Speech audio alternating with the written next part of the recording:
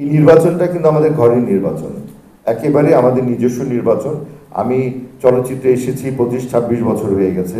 প্রত্যেকবারই দেখি নির্বাচন হয়, নির্বাচনের দিন আমরা সবাই আনন্দমুখর পরিবেশে নির্বাচন করি, শেষ হয়ে যাওয়ার পর দুই প্যানেল মিলে একটা প্যানেল হয়ে যায়।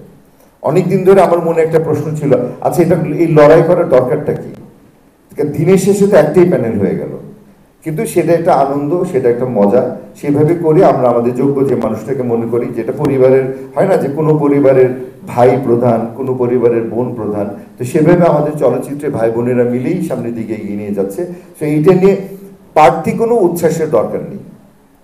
এটাকে নিয়ে কন্ট্রোভার্সি তৈরি করার জন্য, যাতে এই লোকটাকে যদি এই প্রশ্নটা করি উনি এটা ভুলভাল উত্তর দেবেন, সেটা নিয়ে আমরা একটা কন্ট্রোভার্সি তৈরি করবো। আপনাদের প্রত্যেকের কাছে আজকে ঈদের আগে হয়তো আর দেখা হবে না, সো আমি আপনাদেরকে বিনীতভাবে অনুরোধ করব যে কোনো কন্ট্রোভার্সিয়াল কোশ্চেন করে এটাকে আর আপনারা প্লিজ বিভ্রান্ত করবেন না, বিব্রত করবেন না। আবারও ছুটকু ভাইয়ের জন্য শুভেচ্ছা, শুভকামনা। আমরা আজকে এই রুম থেকে যাত্রা শুরু করলাম আহারি জীবনের। আহারি জীবন অত্যন্ত সংবেদনশীল একটি সিনেমা, যেটার মধ্যে প্রেম, ভালোবাসা থেকে শুরু করে অসাধারণ সুন্দর গান আছে। নোলকের জন্য একটা জোরদার করতালি দিয়ে দিই আগেই। আমার বিশ্বাস এই গান নোলককে আবার নতুন করে পরিচয় করিয়ে দেবে। নোলকের জন্য অনেক শুভকামনা। অনেক বছর পর একটা গান, নিজের গান নিজে শুটিং করতে গিয়ে আমার চোখে জল বেরিয়েছে। তো ভীষণ একটা সুন্দর গান গেয়েছো, থ্যাংক ইউ নোলক। আর ছোটকু ভাইয়ের তুলনা ছোটকু ভাই নিজেই, ছোটকু ভাইকে আর কারোর সাথে তুলনা করার কিছু নেই। আজকে আমরা বর্ষিয়ান বেশ কয়েকজন মানুষ পেয়েছি। মশিউর ভাই, হ্যাঁ, শাকের ভাইকে বহু বছর পর দেখেছি, অনেক ধন্যবাদ, আপনার জন্য শুভকামনা।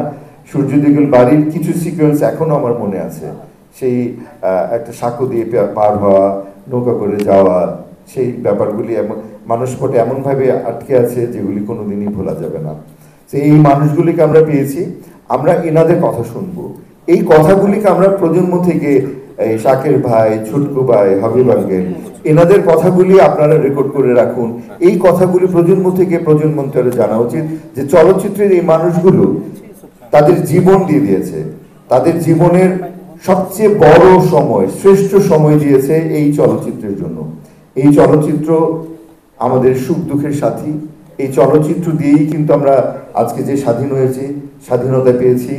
মহান স্বাধীনতার স্থপতিকর আমাদের সর্বকালের সর্বশ্রেষ্ঠ বাঙালি জাতির পিতা বঙ্গবন্ধু শেখ মুজিবুর রহমান, যার জন্য আজ আমরা স্বাধীনতা পেয়েছি। আমি বিনম্র শ্রদ্ধার সঙ্গে স্মরণ করছি তাকে, তার পুরো পরিবারকে এবং 30 লক্ষ শহীদদেরকে। 2 লক্ষ মা বোনের সম্ভ্রম। গত মাসেই গেল আমাদের স্বাধীনতার মাস ছিল, সেই মাস পেরিয়ে আমরা এখন একটা নতুন মাসে এসেছি। এই মাসেই আমাদের ঈদ আসবে। আমাদের স্বাধীনতা, আমাদের ভাষা আন্দোলন, প্রত্যেকটা সেক্টরের পিছনেই কিন্তু আমাদের চলচ্চিত্রের একটা বিরাট বড় অবদান। তা আমাদের চলচ্চিত্র আমাদের সোনালী ঐতিহ্য। চলুন আমরা চলচ্চিত্র মাঝে মাঝেই একটু একটু করে মুখ থুবড়ে পড়ে, আমাদের মাঝে মাঝে খুব ভালো অবস্থানে চলে যায়, আবার মাঝে মাঝে একটু খারাপ অবস্থানে চলে যায়। সেই খারাপ অবস্থান থেকে উত্তরণ হয়ে যায় যখন একটা সিনেমা ভালো হয়। একটা সিনেমা যখন হিট, সুপারহিট হয়ে যায়, তখন কিন্তু পুরো চলচ্চিত্র পরিবারের প্রত্যেকটা মানুষ আনন্দিত হয়ে ওঠে। তা আমি চাইবো এই ঈদে প্রত্যেকটা ছবি চলুক, এবং অবশ্যই আমাদের আহারে জীবন একটু বেশি করে চলুক, যেহেতু এটা আমাদের নিজস্ব সিনেমা। আর এটাই হচ্ছে একটা সুস্থ কম্পিটিশন। আমি, রিয়াজ, সাকিব, আমরা বন্ধু, খুবই ক্লোজ ফ্রেন্ড, কিন্তু আমরা সবসময় যখন একসাথে সিনেমা রিলিজ হয় মনে প্রাণে চাই আমার সিনেমাটা ভালো চলুক।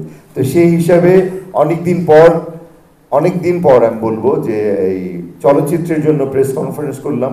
আপনাদেরকে অনেক ধন্যবাদ। আপনারা আমার একদম ক্যারিয়ারের শুরুর দিন থেকে আমার পাশে ছিলেন, আছেন এবং থাকবেন, এই বিশ্বাস আমার আছে। আজকে এইভাবে রমজানের সকালে আপনারা চলে এসেছেন অনেক কিছু ফেলে, সেজন্য আপনাদের কাছে, আপনাদের প্রতি আমার কৃতজ্ঞতা। আপনাদের সবাইকে আমন্ত্রণ জানাচ্ছি আমার ঢাকা 10-এ সবার জন্য আমি একটা ঈদের পরে পুনর্মিলনীর ব্যবস্থা করব। ইনশাল্লাহ আপনাদের সবার সাথে দেখা হবে। সবাই ভালো থাকবেন, সুস্থ থাকবেন, এবং আবারও বলছি প্লিজ প্রত্যেকটা ছবির জন্য পজিটিভ নিউজ করবেন।